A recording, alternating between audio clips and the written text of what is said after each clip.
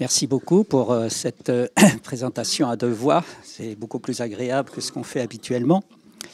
Je constate que dans le public, il y a une majorité de femmes. Serait-ce qu'elles sont plus sensibles à l'humour que les hommes?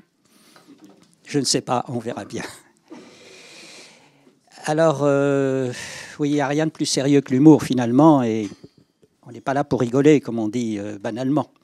Parce qu'une chose, c'est faire de l'humour, une autre chose, c'est parler sur l'humour. Et c'est avant même les affaires de Charlie que j'ai toujours été préoccupé par l'humour pour deux raisons. La première, parce que je me suis aperçu que dans les conflits de couple, c'était ce qui permet de résoudre certains problèmes. La deuxième, c'est parce que, comme ça a été dit tout à l'heure, de par mes voyages, je me suis aperçu qu'il n'y avait rien de plus culturel que l'humour. Que ce qui fait rire dans un contexte culturel, dans un pays, ne fait pas rire dans l'autre. Enfin, les gens rient quand même, mais ils ne comprennent pas. Bon. Donc, ça nous arrive très souvent. Et à ce moment-là, on pratique, vous savez, ce qu'on appelle le rire jaune. Hein. Le rire jaune, c'est celui qui fait semblant de comprendre et qui ne comprend pas. Mais qui ne veut pas faire de peine à celui qui vient de vous raconter la dernière. Parce que c'est important, le seul fait de vouloir faire de l'humour, c'est quand même vouloir établir un rapport de connivence à l'autre. Donc ça, c'est la troisième raison. Moi qui me suis toujours, en tant que linguiste, travaillant sur le langage, les relations sociales qui s'établissent à travers le langage, je me suis aperçu que tout est une question d'altérité, c'est-à-dire de rapport à l'autre, et que tout se construit dans le rapport à l'autre à travers le langage, et que l'humour contribue précisément à établir un certain type de rapport à l'autre. Alors donc, moi, après est arrivée l'affaire de Charlie, et avant, il y avait l'histoire de la caricature de Mahomet, qui m'a toujours posé un certain problème. Et puis ensuite est arrivée l'affaire de Charlie, et indépendamment du drame qu'a représenté l'affaire de Charlie, restait en suspens cette question comme je vais en reparler aussi, comme ça a été dit, peut-on rire de tout et avec tout le monde? Donc voilà, alors je me suis replongé dans toute cette affaire-là en tant que... Bon, je suis linguiste de formation, je suis passé en sciences du langage, je fais l'analyse de discours, mais en même temps, forcément de façon interdisciplinaire, en faisant des références philosophiques, sociologiques, etc. Donc, vous allez voir ce que je vais vous livrer. Alors, quand on veut parler de la liberté d'expression, immédiatement, on se trouve dans un dilemme. Parce que si tout est permis, que la liberté d'expression et d'agir est absolue, totale, alors elle s'exerce forcément au détriment de l'autre, puisque la liberté des uns n'est pas la liberté des autres. Problème. Mais si, au contraire, tout n'est pas permis, la liberté a des restrictions, elle n'est pas totale, alors peut-on parler de liberté, puisque la liberté serait non négociable et indivisible. Donc, vous voyez, la question, c'est est-ce que je peux exercer ma liberté sans penser à la liberté de l'autre? Et si la liberté de l'autre s'oppose à la mienne, est-ce que je peux lui imposer la mienne?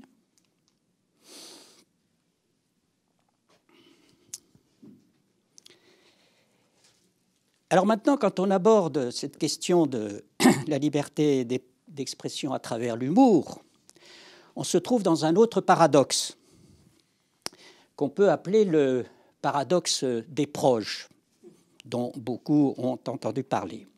Desproges, dans un réquisitoire contre Jean-Marie Le Pen, il y a de nombreuses années, dans une émission qui s'appelait le Tribunal des flagrants délires, s'était posé deux questions. La première, c'est peut-on rire de tout?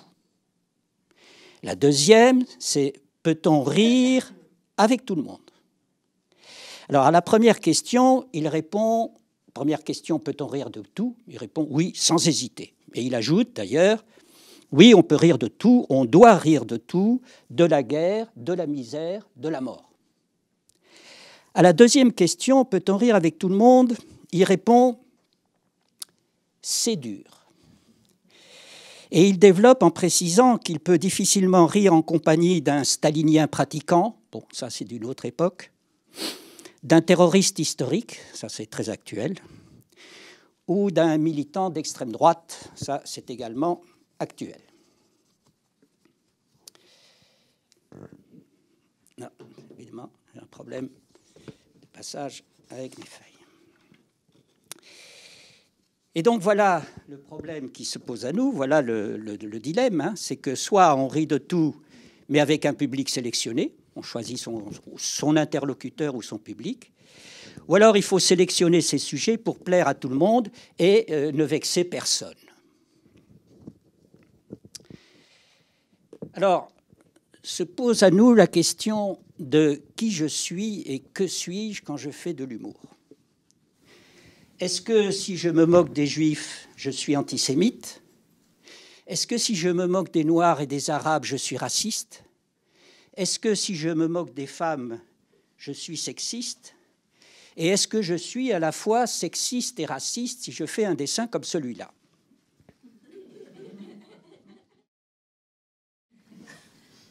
Évidemment, on en rit, mais c'est quand même un problème. Alors, face à ça, vous voyez, la société a des réactions bizarres, tantôt polémiques, avec des critiques virulentes, tantôt ça va jusqu'à des excommunications, des procès, des condamnations. Et face à tous ces problèmes-là, la question est: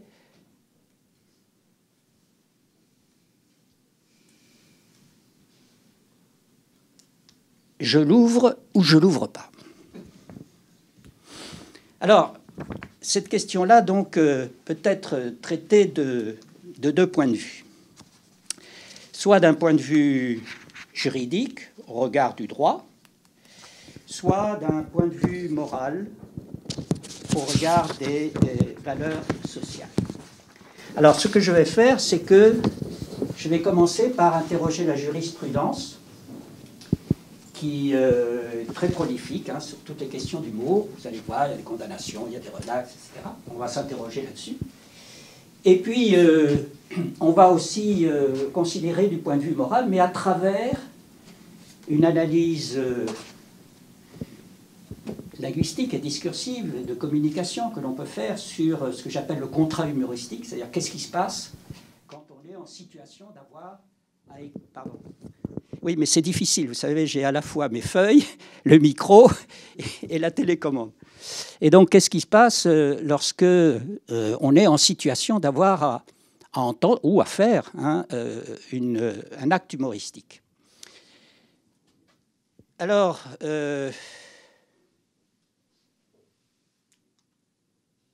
vous verrez, si vous voulez en savoir un peu plus, surtout sur l'aspect de la jurisprudence, dans cet ouvrage que j'ai dirigé sur humour et engagement politique, qui a été en partie écrit avant l'affaire Charlie et en partie après. Il y a plusieurs contributions, et entre autres la contribution d'un juriste spécialiste du droit octorial. Parce que vous savez, la jurisprudence sur l'humour se trouve dans le droit de la presse, hein, puisqu'à l'origine, le support, disons, par lequel passe l'humour, les caricatures, les histoires, etc., c'est la presse, donc il est inclus hein, dans le droit de la presse. Et donc c'est ce juriste spécialiste qui a fait un papier sur la jurisprudence concernant l'humour. Hein. Bon, donc vous pourrez en savoir un peu plus, et j'y ferai allusion tout à l'heure, parce que j'ai moi-même écrit quelque chose qui est un petit brûlot. Alors, voyons voir. Que dit d'abord la jurisprudence? Alors, je vais, sur l'ensemble des critères qu'elle utilise, je ne vais en prendre que 4. Le premier, c'est l'absence de sérieux. Voilà ce que dit la jurisprudence. Il est nécessaire de percevoir une absence de sérieux pour ne pas prêter à confusion avec de l'information. Que ce qui est dit n'est pas une information, mais que c'est, comme disent les enfants, c'est pour de rire. Hein, bon. Alors ça, c'est utile pour la jurisprudence parce que ça lui permet de distinguer le paradoxe, la parodie et le pastiche d'un côté, et le plagiat de l'autre. Parce que vous voyez, quand on fait une parodie ou quand on fait un pastiche, c'est toujours à partir d'un original, que l'on transforme d'une façon ou d'une autre, à certaines fins. Mais tout le monde est en mesure de retrouver l'original. Donc il n'y a pas de tromperie. Hein, on ne masque pas. Alors que le plagiat consiste précisément à utiliser un original sans le dire et à mettre son nom. Ça m'est arrivé, moi, une fois, où un jour, un collègue m'a dit que sur Google, il y avait le titre d'un de mes articles avec l'auteur, Patrick Charodeau, et puis il y avait le même titre de l'article avec l'auteur Tring Tang Tung. Et alors on me demandait si cet article était de Tring Tang Tung ou de Patrick Charodeau. Donc il y a eu un cas d'usurpation, voyez, c'est-à-dire qu'on prend un texte d'origine et on change l'auteur, et en tout cas, on ne peut pas retrouver le texte d'origine.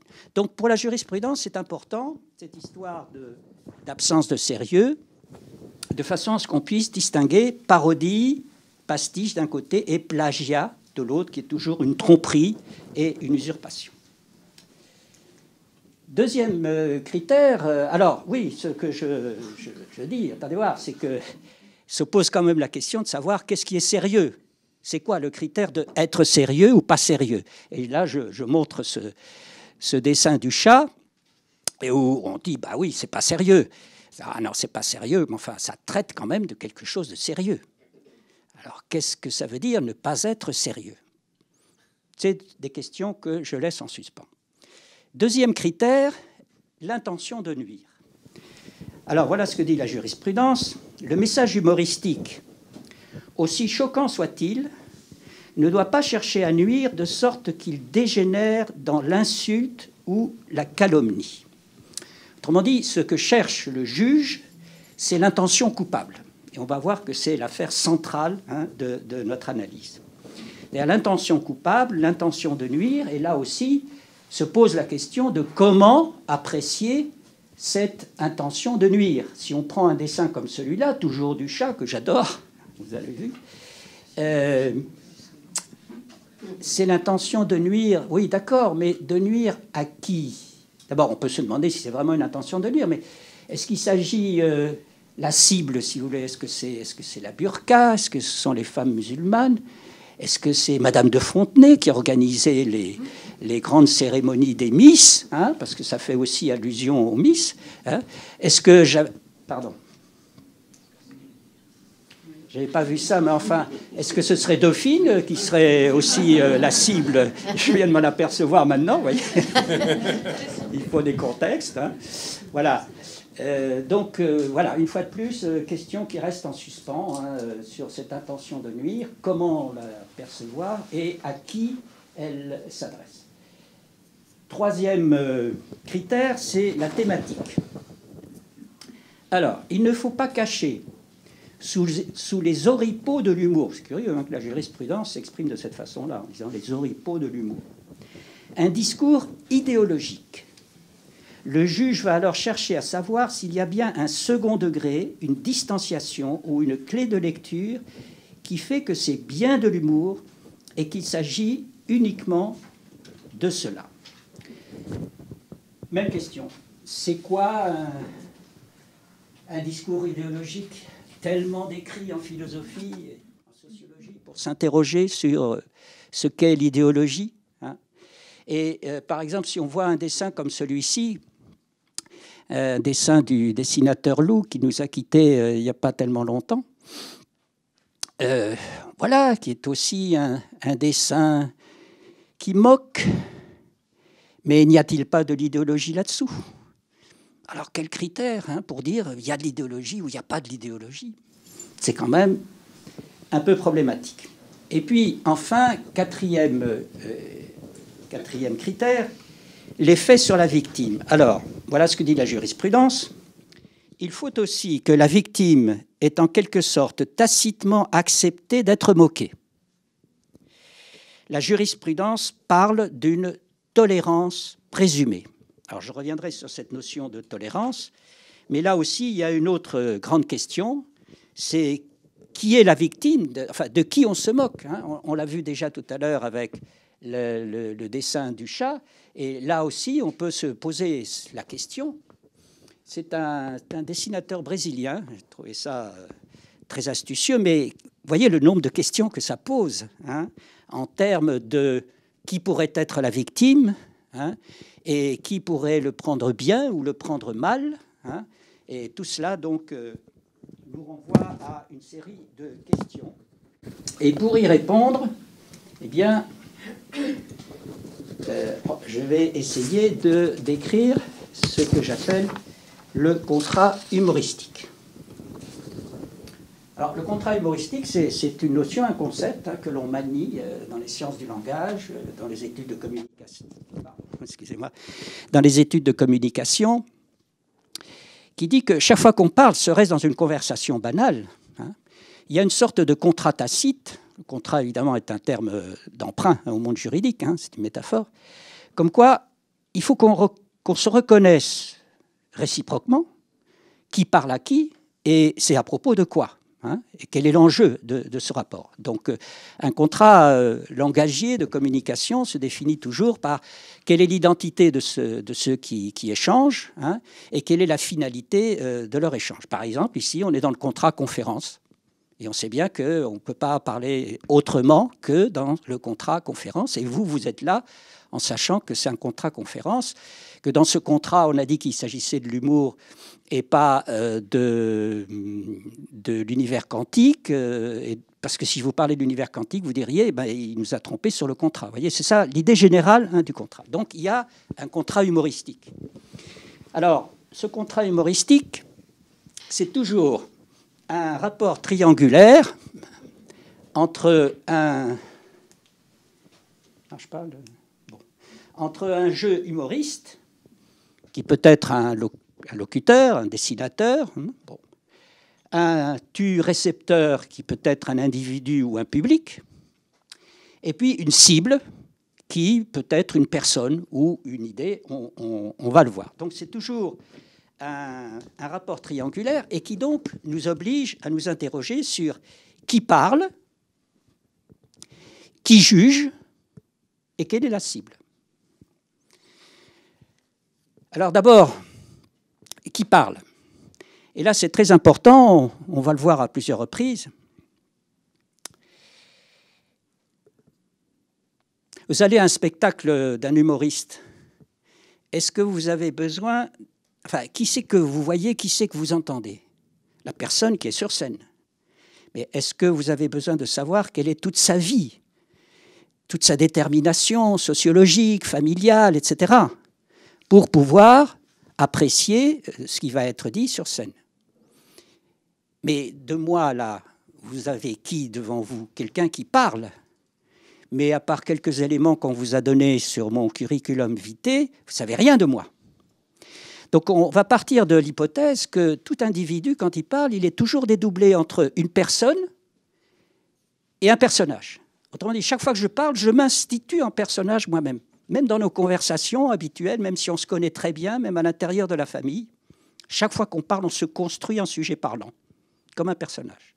Mais notre individu, hein, il est une totalité de choses, et c'est ce qui permet de faire cette opposition entre personne et personnage. Hein.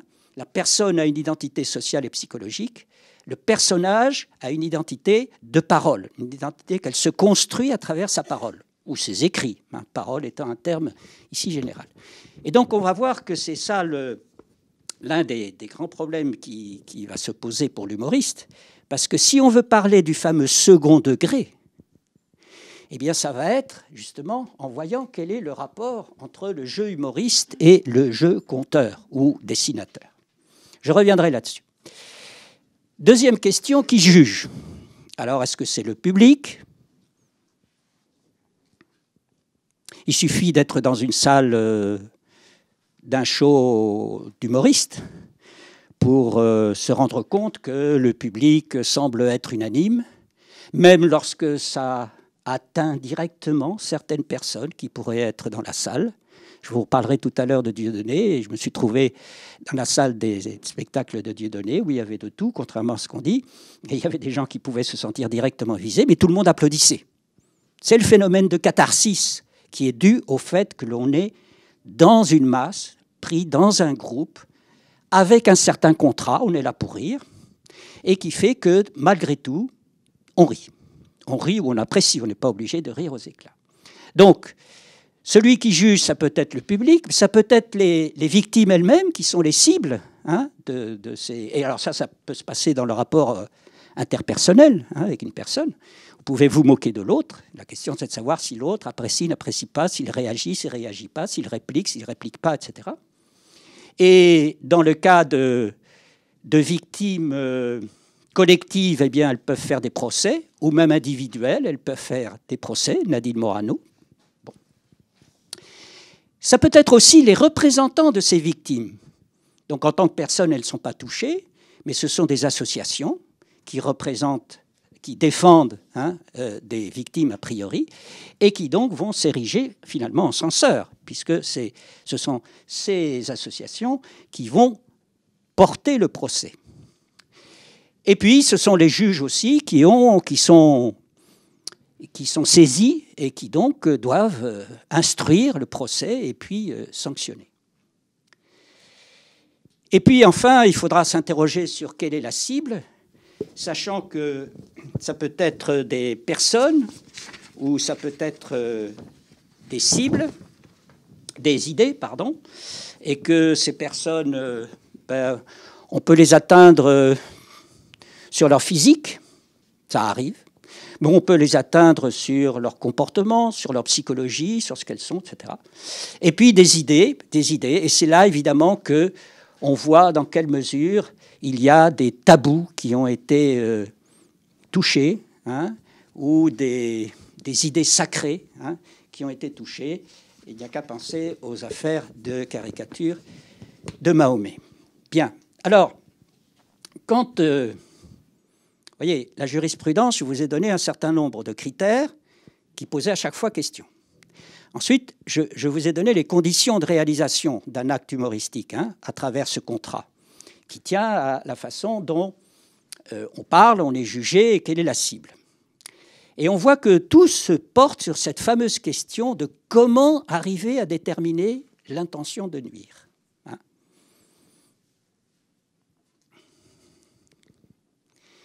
Alors, ce qu'on peut dire, c'est que la jurisprudence, en France, protège a priori l'humoriste, et je dirais au nom du contrat humoristique, non pas que la jurisprudence utilise le terme de contrat humoristique, mais vous voyez, quand elle dit « tout le monde ne peut pas s'improviser humoriste », on pourrait penser que c'est inquiétant, mais c'est parce que là, la jurisprudence fait allusion à l'humoriste professionnel, en quelque sorte. Hein. Bon.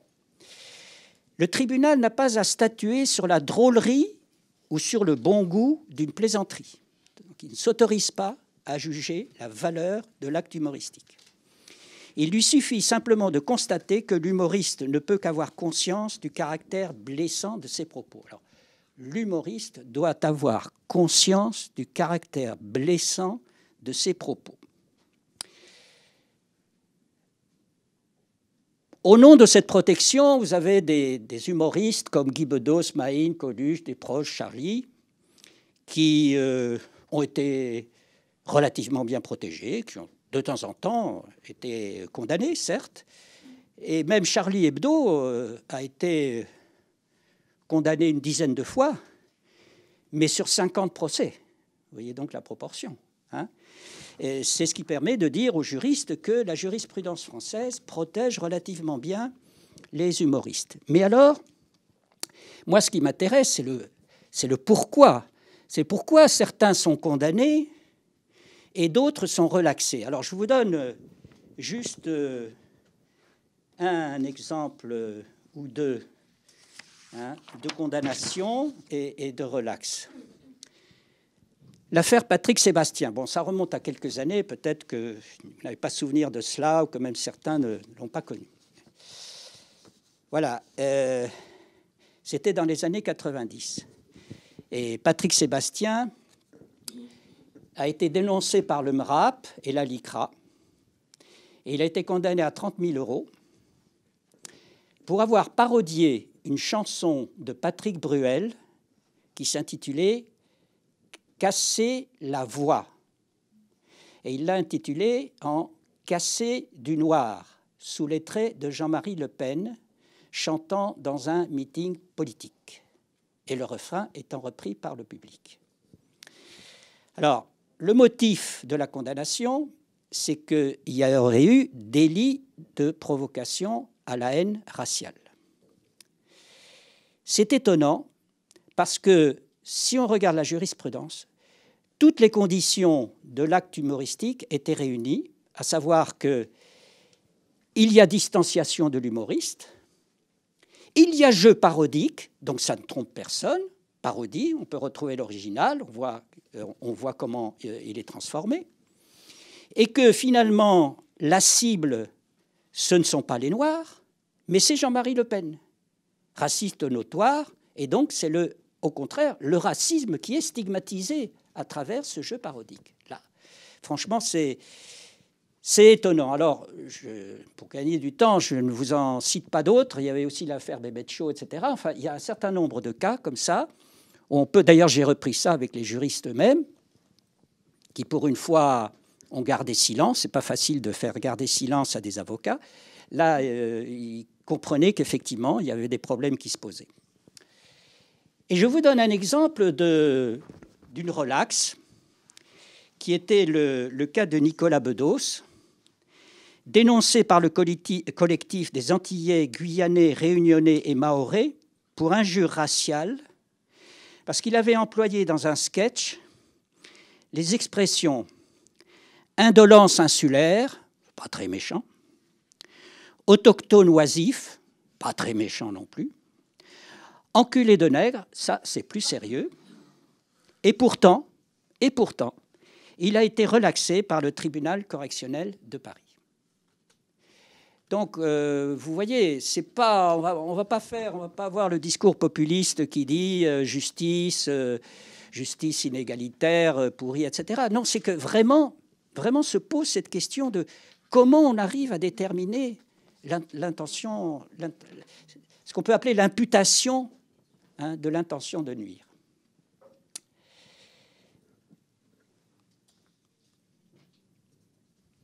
Alors, écoutez, c'est ça, ce que je dis. Est-ce que la condamnation se fait sur la personne ou sur le personnage? C'est le moment d'en venir à l'affaire Dieudonné, au cas, plutôt, je dirais, au cas de Dieudonné. Alors, vous savez que c'est un cas difficile à traiter, qui sent le soufre. Il est quasiment tabou, parce que surgit immédiatement le fantôme de l'antisémitisme. Il a eu plusieurs condamnations. Et il est difficile d'en parler avec sérénité.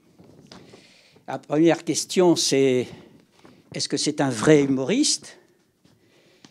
Et que dire de sa violence verbale? Alors, vrai humoriste, il n'y a absolument aucun doute là-dessus. C'est un excellent humoriste et je pourrais même vous dire, après avoir fait ma petite enquête, que ce sont les confrères, les humoristes eux-mêmes, qui disent que c'est un de nos meilleurs humoristes actuellement en France. Alors, reste la question de ces violences verbales. Bon, d'accord. Il faut faire avant quelques rappels. Alors, concernant la violence verbale, Guy Bedos, en 1975, dans son sketch « Vacances à Marrakech », se plaint de ce qu'il y a des Arabes partout. Il raconte que, bon, voilà, il était avec Sophie Daumier à l'époque, ils font les touristes, là, ils prennent l'avion. Alors d'abord, le pilote, un Arabe. Non, vous savez, on avait peur. Bon, ensuite, il nous dit attachez vos ceintures. Quelle arrogance, dit Guy Bedos, quelle arrogance, nous obliger d'attacher nos ceintures. Mais enfin, qu'est-ce que c'est que ça? Enfin bref, il finit par se poser. Et alors là, je vous cite ses propos. Des Arabes, que ça. Les porteurs arabes, bon, ça, c'est normal. Guy Bedos, raciste? Évidemment, quand on connaît la personne, on ne peut pas. Alors, le sketch le semble. Vous savez qu'il a eu une déconvenue, hein, parce que quand il avait fait ce sketch, hein, il y a des gens qui sont venus le voir. Il dit « Ah, dis donc, terrible, hein, qu'est-ce que tu as cassé du bougnoul ?» etc. Alors, il raconte qu'il était complètement décomposé, parce que se posait à lui la question de l'interprétation de l'acte humoristique de gens qui ne sont pas capables de voir le second degré et qui ne voyaient que le sens dit littéral. Smaïn, dans la peau d'un patron de bistrot.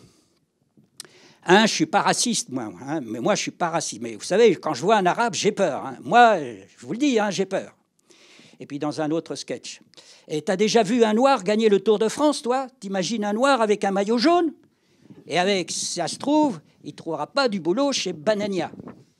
C'est fort. Smaïn, raciste? Coluche. Coluche en scène déclarant, à part les Juifs, tous les autres sont égaux. Hein? Quoi? Les Arabes?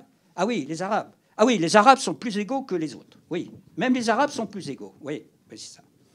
Coluche, antisémite, anti-arabe. Et puis enfin Desproges, le grand Desproges, au théâtre Grévin, qui arrive sur scène et qui commence comme ça, direct. Depuis que le port de l'Étoile est tombé en désuétude, il n'est pas évident de distinguer un enfant juif d'un enfant antisémite.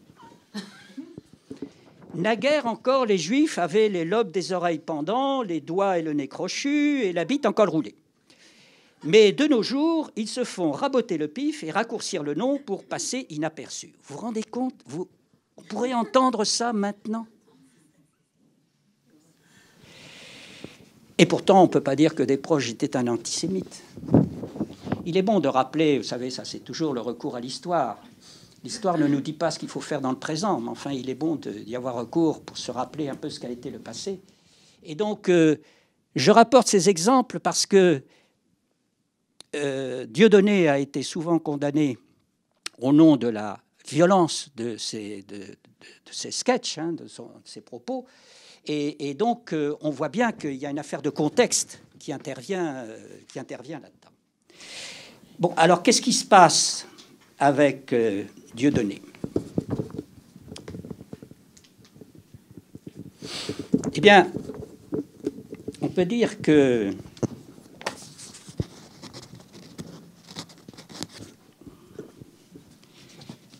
Dieudonné a effectivement commis une erreur en rompant le contrat humoristique. Et cette notion de contrat est très utile pour comprendre l'affaire Dieudonné. Pourquoi? Parce que, indépendamment ou parallèlement à ses sketchs, c'est-à-dire sur scène, dans le contrat humoristique, il a fait des déclarations dans des émissions de télé, dans des talk-shows, avec Fogiel, avec Ardisson, etc. Il a fait des déclarations dans les journaux en traitant ses opposants de négriers. Il a fait des coups d'éclat en invitant Forisson sur scène, en se commettant dans la journée bleu-blanc-rouge avec Jean-Marie Le Pen, en lançant la chanson Choanana, en lançant la mode de la quenelle, vous savez, qui est un signe ambigu, parce qu'on peut le prendre comme un signe nazi renversé ou on peut le prendre comme un bras d'honneur inversé. Hein? Bon. Donc il sort du contrat humoristique. Et il a beau se défendre d'être antisémite, il a beau déclarer haut et fort que s'il en a contre une catégorie d'individus, c'est contre les intégristes de tout poil. Il a beau réclamer que l'on n'oublie pas la souffrance des Noirs durant l'esclavage et qu'on n'établisse pas de hiérarchie entre les souffrances, l'esclavagisme et la Shoah, tous ces propos sont taxés d'appel à la haine. Et donc, voilà, c'est qu'en jouant parallèlement sur deux contrats, humoristique et meeting politique, il transforme l'un dans l'autre, il crée une confusion entre les deux, et il prête lui-même le flanc à un certain nombre de condamnations. Donc, on peut dire que de Dieudonné, on ne sait plus qui parle, qui est le personnage, qui est la personne. Alors c'est vrai que tout acte d'humour, surtout sur scène, a un côté un peu satanique, hein, mais avec distance. Il faut qu'on puisse percevoir la distance à chaque fois. Alors que Dieudonné, là, on a l'impression qu'il fait un pacte avec le diable, sans distance, qu'il ne joue plus et qu'on ne sait plus qui parle, si c'est Dieudonné ou si c'est le diable.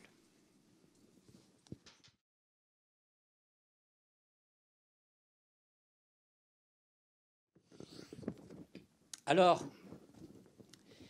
je vous propose donc une réflexion pour en revenir à la question de l'intention de nuire, qui dépend finalement de cette activité qui consiste à interpréter, d'une manière générale, toujours, vous savez, parler, dialoguer avec quelqu'un, c'est toujours le problème que l'on a d'interpréter ce qu'il veut dire.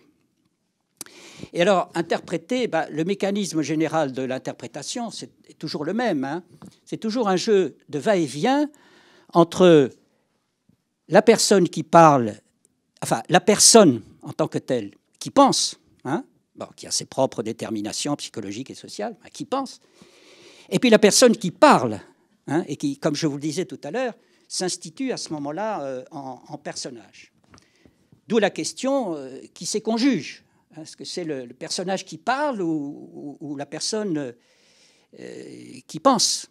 Et quand il s'agit de l'humour, c'est qui on juge? Celui qui est sur scène en train de faire son sketch ou la personne que l'on connaît, qui se trouve en quelque sorte derrière? Est-ce que l'un ne masque pas l'autre? Vous savez, c'est le problème que pose à l'histoire de la littérature Céline. Est-ce qu'il faut le condamner? Est-ce qu'au nom de ce qu'a été le Céline antisémite, on doit nier ses qualités d'écrivain? Est-ce qu'on ne peut pas dire que c'est un grand écrivain parce qu'il a été antisémite, etc. Vous voyez, c'est le problème que ça pose, et c'est le problème entre... Parce que, vous savez, d'une façon générale, quand on écrit, il y a un auteur et un narrateur. Faut-il confondre l'auteur et le narrateur?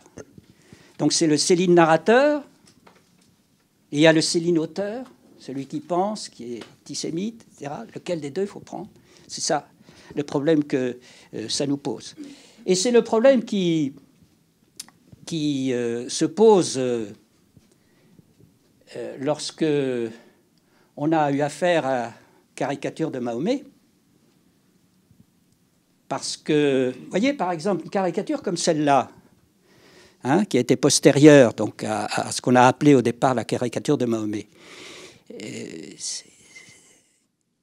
il y a de fausses interprétations, parce que, vous voyez, cette caricature, elle ne prend pas Mahomet pour cible, elle prend les cons pour cible. Hein. Et malheureusement, quand c'est reçu par une certaine culture, j'en reparlerai, eh bien, les deux se confondent, et donc on fait des mauvaises interprétations. Hein. Car ici, ce qui est ciblé, ce sont les fanatiques aveugles, hein, qui adhèrent à Mahomet sans autre réflexion qu'une espèce de fusion totale, sans toucher à Mahomet lui-même. Au contraire, on pourrait même dire que Mahomet, là, on compatit avec Mahomet, hein, parce que le pauvre, il ne sait pas quoi faire de ces fanatiques qui... Donc, vous voyez bien, c'est ça la question. Hein. C'est ça la question. C'est qu'il y a très souvent confusion entre les deux, personne-personnage, et donc se pose la question de quoi l'humoriste est-il imputable? Alors, j'ai trouvé une réponse dans un petit livre qu'a écrit Gueluc. Vous savez, Gueluc, c'est l'auteur des chats, des caricatures du chat, des dessins du chat que je vous ai montré tout à l'heure. Il a fait un petit livre qui s'appelle « Peut-on rire des Juifs ?» Pardon, « Peut-on rire de tout ?» Et dans ce petit livre, bon, il passe en série d'un certain nombre de catégories d'individus, et il y a un petit chapitre sur le « Peut-on rire des Juifs ?» Et alors là, il nous raconte, alors vrai ou faux, mais peu importe, c'est symboliquement, pour moi, très significatif. Il dialogue avec un ami juif qui lui dit, donc l'ami juif parle et lui dit, tu sais, le type qui dit que les juifs ont des grands nez et des gros yeux, eh bien ce type-là, c'est un antisémite. À quoi Gueluc répond, en le regardant droit dans ses gros yeux situés à la base de son énorme nez, toi-même, peut pas dire que tu as un physique neutre. Et alors, l'ami juif lui répond, ah oui, mais toi, tu es insoupçonnable. Belle réponse, c'est ça toute la question. Hein? Qu'est-ce qui permet de dire que celui qui vous parle, quoi qu'il dise, et en tout cas s'il fait de l'humour, est insoupçonnable ou pas? Alors cette question-là, cette petite histoire, je l'avais racontée aussi dans un forum de juristes, hein, et c'était le seul moment où les gens sont restés en silence. Bien, alors, on s'achemine vers la fin qui, comme je vous l'ai dit, doit déboucher quand même sur une réflexion de type moral, parce que vous voyez que entre ce qu'on appelle le droit positif et le droit moral, les frontières sont poreuses. Hein, et donc, je vais me permettre, pour terminer, d'employer deux gros mots, surtout quand on parle de liberté d'expression. C'est limite et tolérance. Alors, avant de parler de ces deux gros mots, je crois qu'il faut rappeler rapidement ce qu'est l'humour, un acte de transgression non négociable. Hein. L'acte humoristique brise le miroir des conventions sociales, casse les jugements des bien-pensants, fait voler en éclats les stéréotypes identitaires et renverse les visions du monde en faisant découvrir l'envers de ce qui se donnait comme une évidence inattaquable. Donc, partons du principe que l'on peut rire de tout.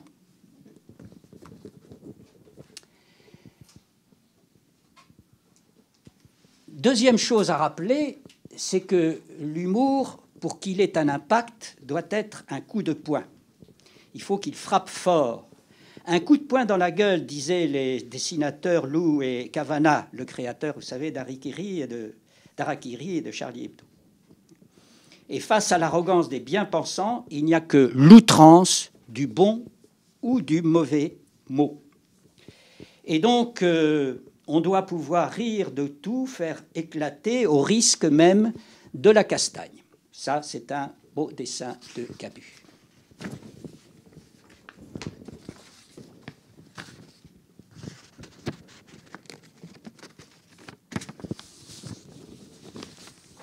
Alors, des limites. Mais quelles limites?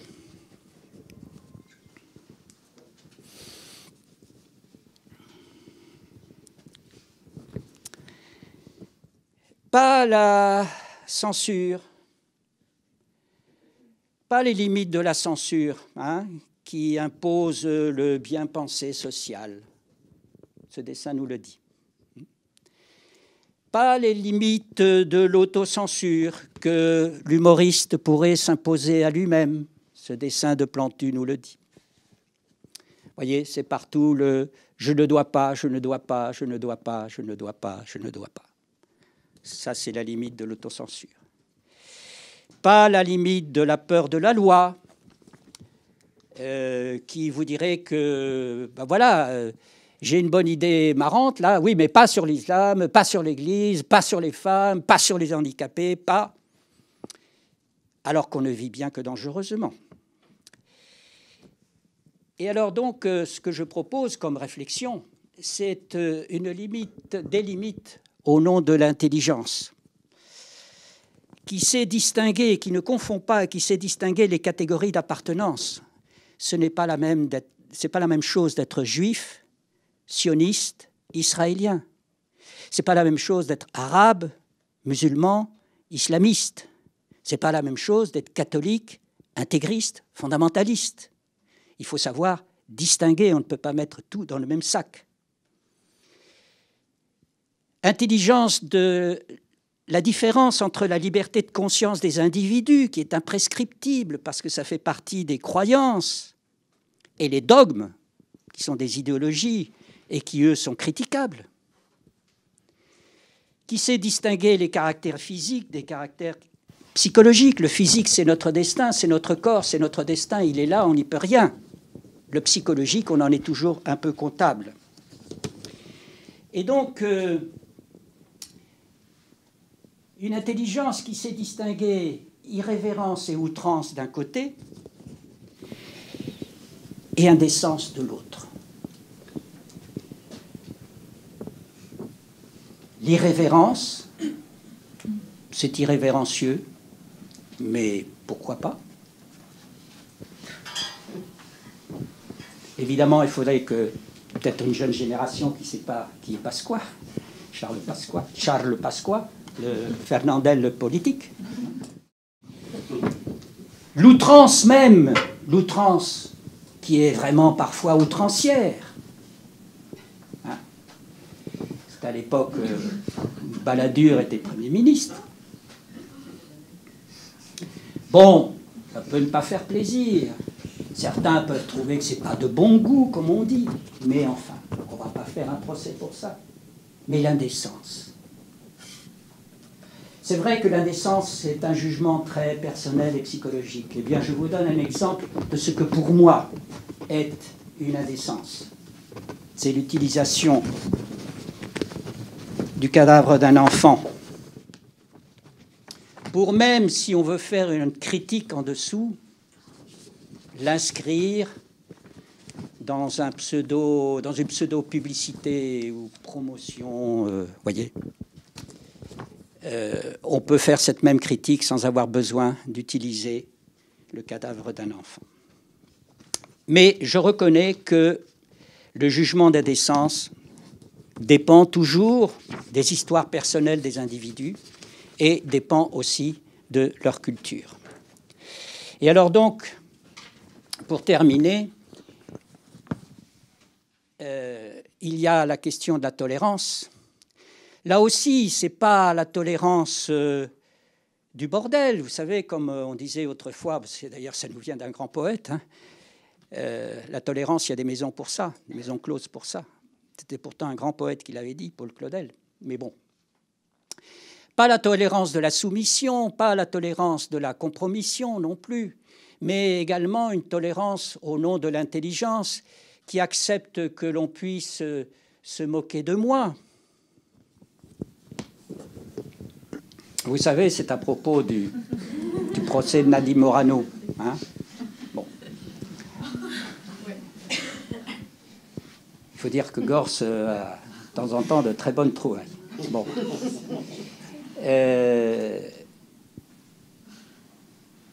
Une tolérance qui accepte qu'on se moque de mon ethnie, qu'on se moque de ma religion, parce qu'après tout, toutes les ethnies ne sont pas pures d'un certain nombre de génocides. Hein. Toutes les religions ne sont pas pures non plus de beaucoup d'exactions et d'autodafé et de bûchers. Hein. Donc, on peut quand même accepter aussi qu'on se moque des intégristes de tout poil, comme disait Dieudonné.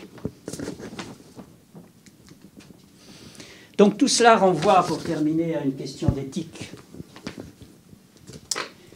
Donc voilà ce que l'on peut demander. Hein, l'intelligence du sens de l'humour, l'intelligence de l'accusation pour ceux qui accusent. D'ailleurs, pour ceux qui accusent, je vous rappelle, enfin, je vous dis, vous ne le savez peut-être pas, qu'après l'affaire de Charlie, la LICRA a fait amende honorable en reconnaissant qu'ils avaient fait trop de procès à Charlie Hebdo. Comme quoi, il faut réfléchir un peu avant de se lancer dans des procès qui peuvent avoir des effets contre-productifs, parce qu'on peut même héroïser, du coup, les victimes des procès. Hein, bon. Et puis, intelligence de la sanction, en espérant que les juges ne vont pas se laisser impressionner par l'air du temps, qui est un air d'exacerbation des communautarismes et autres. Hein. Bon. Donc, voilà une réflexion finale sur la question d'éthique. Alors, vous savez, quand on traite de la question d'éthique, on se trouve toujours devant ces deux façons hein, de concevoir l'éthique qu'a bien décrite Max Weber, à savoir l'éthique de conviction et l'éthique de responsabilité. Hein. L'éthique de conviction qui est ce qui vient c'est une espèce de voix intérieure qui a une telle force, qui est celle qui vous dit « voilà ce que je dois faire quoi qu'il arrive ». C'est l'impératif catégorique de Kant. Hein. C'est moi qui dois dire ça parce que je pense qu'il faut dire ça et parce que j'ai une voix intérieure qui me dit qu'il faut dire ça. Alors qu'avec un inconvénient, c'est que peu importe les circonstances, peu importe l'autre. Alors que l'éthique de responsabilité, c'est l'inverse, c'est la force de l'altérité, c'est l'éthique qui vous oblige à vous dire quel effet ça va produire. Comment l'autre va réagir? Est-ce que je peux me permettre, étant donné ce qu'est l'autre? Hein? Et donc, vous voyez, on a toujours, je pense que tout le monde, nous connaissons tous, sans l'avoir peut-être théorisé comme ça, ce problème, hein, de moments où c'est notre force intérieure qui parle et des moments où on se dit ah, attention quand même. C'est ça qui justifie ce qu'on appelle le mensonge par omission ou le mensonge pour ne pas faire de la peine. Hein, bon.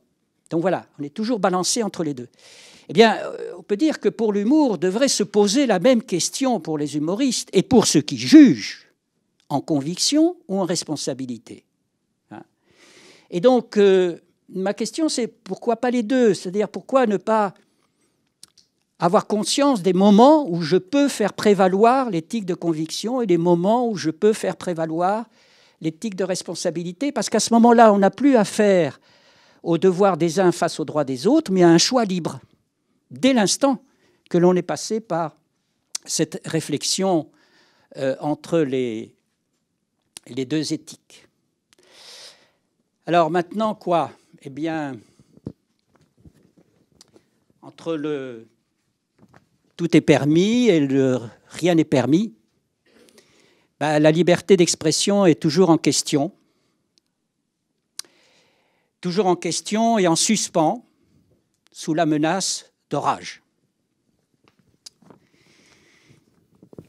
Donc, au terme de cette réflexion, je n'apporte rien. Hein.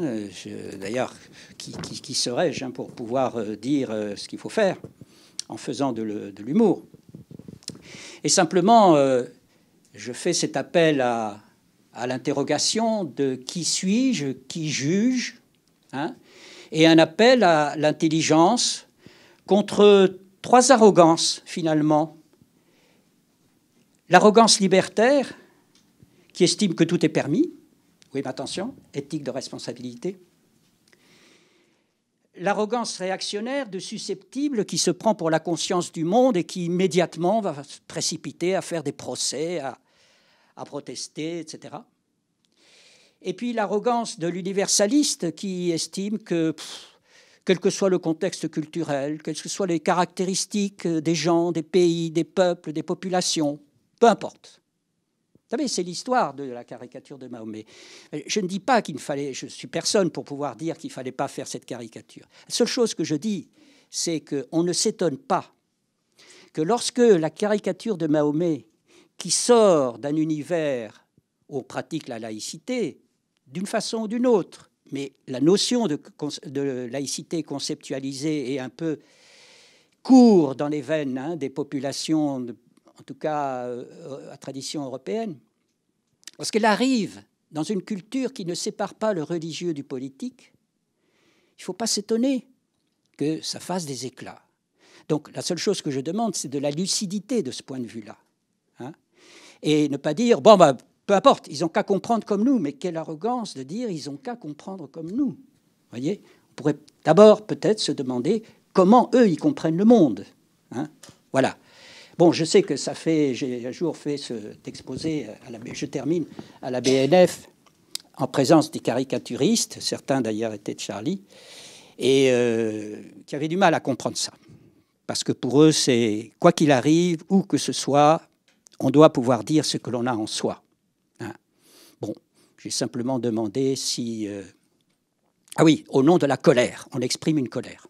J'ai simplement demandé si la colère exonère de toute réflexion sur les effets de son travail. Donc, je termine en vous livrant, en vous laissant ces deux réflexions. L'une est de Roland Barthes. Voler son langage à un homme Au nom même du langage, tous les crimes légaux commencent par là. Rien que la mort n'était capable d'expier son forfait. On le lui fit bien voir, selon que vous serez puissant ou misérable. Et puis, cette deuxième réflexion de ce philosophe britannique du XVIIIe, la liberté n'est pas une liberté pour tout homme de faire ce qu'il lui plaît, car qui peut être libre quand n'importe quel homme peut nous imposer ses humeurs? À bon entendeur, salut.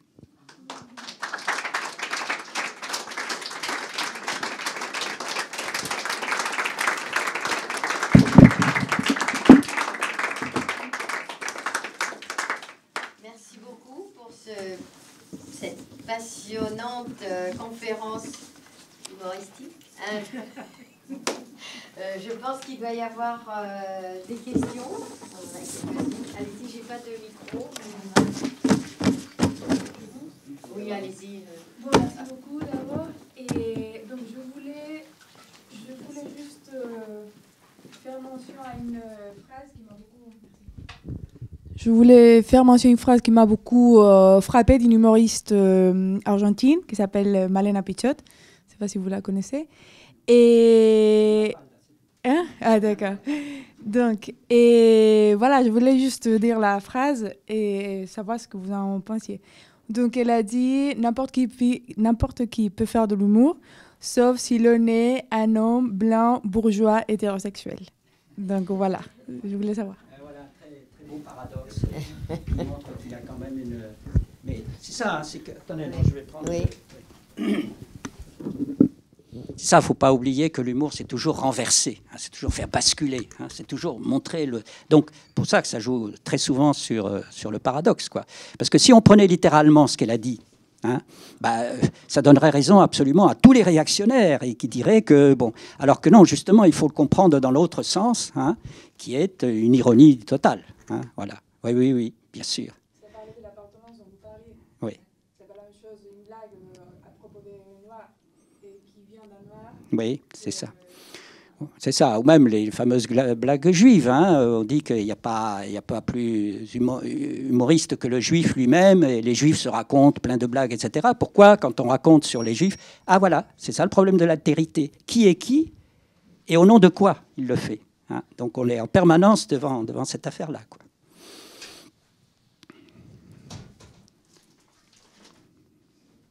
D'ailleurs, c'est ça le grand... Quand même, la difficulté pour les condamnations de Dieudonné, c'est qu'il est lui-même noir. Alors évidemment, on peut dire que du coup, il défend les Noirs, d'accord. Mais dans ses sketchs, d'abord, il faut bien regarder. Vous savez, j'ai vu tous les sketchs. Je me suis même immiscé dans le théâtre de la Main d'Or pour... au moment des spectacles de Dieudonné, hein, pour d'abord sentir le public, voir comment... Premièrement, voir qu'il y avait un public très, très divers, qu'il y avait des Arabes, des Juifs, des Noirs, des Blancs, enfin tout ce que l'on voudra. Hein. C'était un public très, très diversifié, et pas simplement, comme on disait, le public des banlieues, etc. Pour sentir ce phénomène de catharsis dans lequel tout le monde se trouvait. Et donc... en fait, dans ses sketchs, il n'attaque pas que, il fait pas que des sketchs sur les Juifs ou contre les Juifs. Hein, il le fait aussi contre les Arabes avec son histoire du paradis dans lequel il y a les 36 vierges, etc. Enfin bon, tout le monde y passe, les Noirs aussi, etc. Tout le monde y passe. Donc le problème était que lui-même faisait partie de ce qu'on appelle les minorités victimes. Alors, on ne sait pas si elles sont minoritaires, mais enfin victimes. Hein. Donc ça crée une problème, quoi.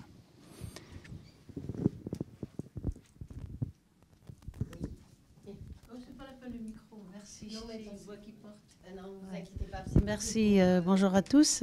Je suis venue en retard, mais bon, je dirais, moi, mon sentiment, où est la part de la dérision là-dedans? Parce que tout le monde joue la dérision dans tous les peuples.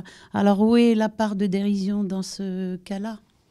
Elle est partout, parce que la dérision, pour moi, le bel exemple de dérision, c'est Zazie dans le métro. Vous savez, Zazie qui, en présence de ce monsieur très très important qui s'adresse à elle de façon très importante, elle lui dit « mon cul ».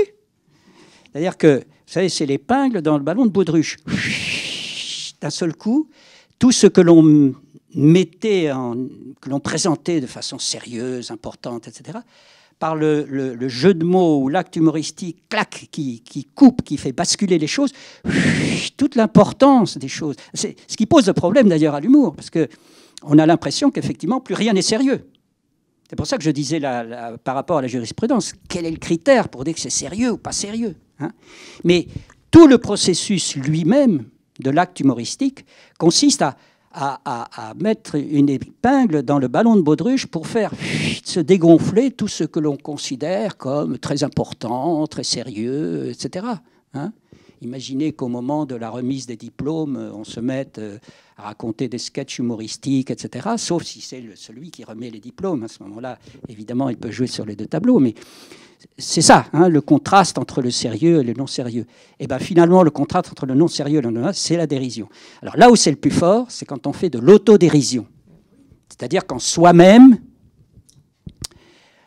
on se regarde, on se croit très important, on se regarde dans la glace et on se dit, bon, écoute, avec la tête que tu as, moi, franchement, je ne paraderai pas. Hein. Bon, voilà, on fait de l'autodérision.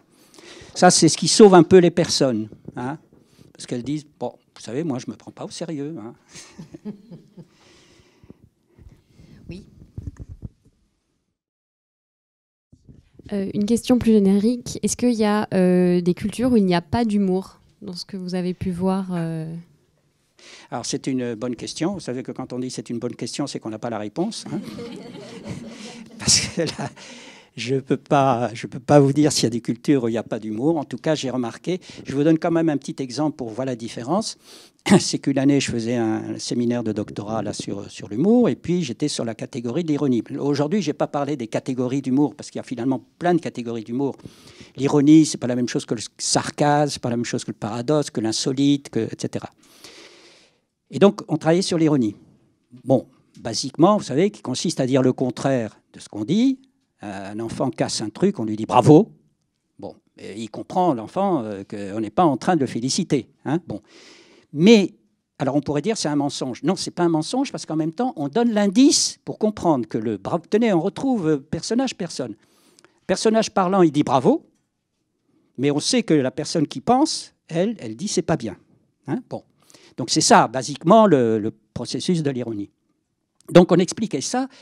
Et alors les Brésiliens, il y avait des Brésiliens dans la salle et qui disent « Ah oui, c'est fou ce que vous, les Français, vous êtes ironiques. » Alors ça m'a renvoyé à deux choses. D'abord, effectivement, que dans l'humour, tous les peuples n'utilisent pas les mêmes catégories ou de la même façon. Et puis surtout à cette autre question qui était « Comment ça, les Brésiliens, vous ne maniez jamais l'ironie ?» Puis moi, je connaissais quand même assez bien le Brésil. Alors on commence à prendre des exemples, etc. Et puis on s'aperçoit d'une chose, c'est qu'effectivement, ils manient l'ironie sur un tiers, jamais sur l'interlocuteur. Et nous, Français, nous manions beaucoup l'ironie sur l'interlocuteur lui-même. Ça ne va pas à la tête ? Bon. Donc, pour eux, c'est un acte d'agression insupportable. Mais c'est en relation avec la façon qu'ils ont de concevoir la relation à l'autre dans les relations sociales. On ne peut jamais critiquer l'autre directement. On trouve tout un tas de biais pour lui faire comprendre qu'on n'est pas d'accord, mais on ne peut pas faire de la critique directe. Et c'est vrai que c'est une chose qui nous caractérise, hein, d'aimer la polémique, de relever le défi de la polémique, à une ironie répliquée par une autre ironie. Regardez une chose, vous allez le voir là, puisqu'il va y avoir les présidentielles aux États-Unis. Dans les débats, les deux candidats ne sont jamais face à face. Ils sont face au public et il y a un chairman qui distribue la parole. Et quand l'un répond aux critiques de l'autre, il dit « Il vous a dit que… » Et je ne suis pas d'accord. Comparé avec la présidentielle française, où on a deux coqs l'un en face de l'autre, là, qui sont en train de s'écharper, de se lancer des vannes en permanence, etc. Pourquoi ? Parce que nous avons une conception de la relation à l'autre, qui d'ailleurs est perçue comme agressive par des gens d'une autre culture. Hein, mais c'est là que l'on voit, donc je ne sais pas s'il y a des populations qui n'ont pas d'humour, mais en revanche, on voit très très bien, et il faut être très prudent là-dessus, qu'il y a des façons différentes de manier et de concevoir l'humour selon les cultures. Hein. Du coup, en résumé, on peut pas dire qu'est-ce fait rire, en fait? Ah, par avance, non, puisque ça dépend de l'autre. Puisque ça dépend de l'autre. C'est pas un qu'est-ce qui fait rire en soi, c'est toujours un qu'est-ce qui fait rire dans cette relation-là. Voilà, c'est ça. Et oui, dans cette relation et dans ce contexte. Oui, oui. Dans ce contexte, dans cette culture, etc. Alors, oui, vous avez raison. Il y a des... Mais attendez voir, même encore, je crois que l'histoire... Il me semble que quelqu'un m'avait dit que l'histoire de l'arroseur à Roselle, enfin le petit film en tout cas, avait été présenté à une population asiatique et qui ne comprenait pas. Donc déjà, restons un peu dans notre contexte grosso modo occidental, disons. Et bon, ce que Bergson a bien décrit, hein, la mécanique, cette mécanique de la gestuelle du rire, hein, le type qui glisse sur une peau de banane. Bon, il va y avoir peut-être quelque chose d'un peu anthropologique qui est l'état normal, c'est l'équilibre. Voilà. Puis une peau de banane arrive, on glisse, on tombe. Bon, voilà. Et le arroseur arrosé, bon, ben, c'est déjà un peu plus subtil hein, que la peau de banane. Peut-être qu'il y a des mécaniques comme ça qui traversent plusieurs cultures. Mais encore, il faut voir jusqu'à quel point. Vous n'avez pas abordé... La dernière, hein, après on passe la dernière, hein, et puis on passe au café de façon informelle. Est-ce que vous n'avez pas abordé la notion de provocation? Et je voulais savoir... Bah, écoutez, c'est ça. Oui, là, c'est... On fait une deuxième conférence? Eh bien, Mais...